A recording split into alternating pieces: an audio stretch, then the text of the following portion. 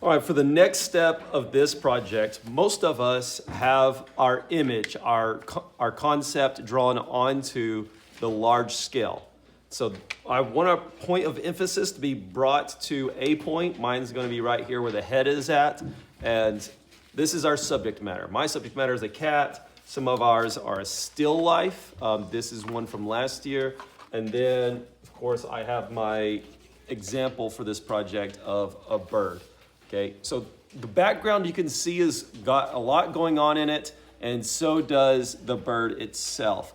But they're two very separate things. We don't want it to get so complicated that we're losing our subject matter. That's important, that the background stays in the back and that the foreground, the thing in the foreground, the bird, is pushed forward, okay? One of the ways that we do that is we're gonna add more detail to the thing that is our subject matter, more detail to our cat or our bird, whatever it is.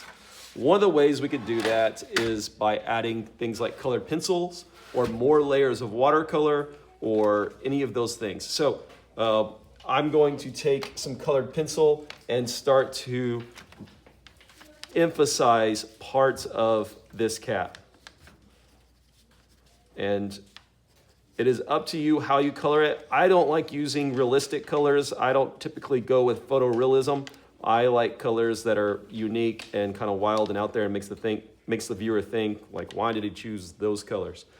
So I'm making some of the darker points of my cat, like the eyes and the nose, purple.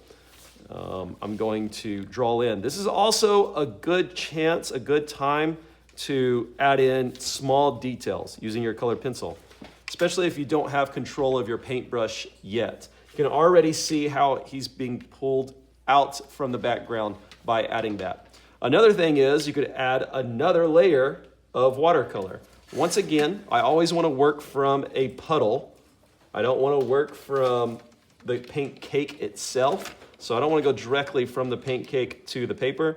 So I'm going to mix in some color here of red and yellow to kind of give myself this darker yellow for some shadows. And I'm going to paint a second layer here where the shadow side of this cat would be. And then as I get closer up to the top, I'm going to add more water and let it fade off. Make sure that you fade appropriately and don't let it just stop. That's going to look awkward. Okay, and so that's already starting to bring some dimension to him. Now that it's still wet, I may pick up some darker color and even come in here and make this section darker and more solid. Now I could do this with colored pencil too, but I still want the majority of this to be paint. I don't want it to just all be colored pencils or all chalk pastel or charcoal. We will still come in with some chalk pastel and some charcoals to really give some punch to different parts of it. We'll also add in some collage. Maybe we'll get to the collage portion today, maybe we won't. A lot of this won't quite be there, but you can see how the majority of my collage, I want to emphasize my subject matter in some way. Sure, I have this collage over here, but it's kind of thin and it's flat and it's not too distracting. I have this collage here that's making an L around my bird. And that L is kind of framing my bird in. So it's still bringing attention to the bird. But then I punched a lot of my collage right here in his wings. You don't have to have collage on your subject matter. However, a lot of times that does draw the eye, pulling emphasis to your subject matter, okay?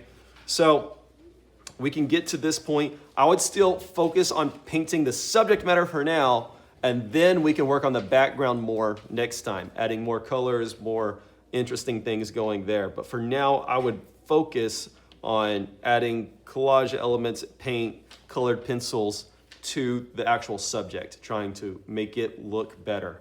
All right? So that's what we're doing for today.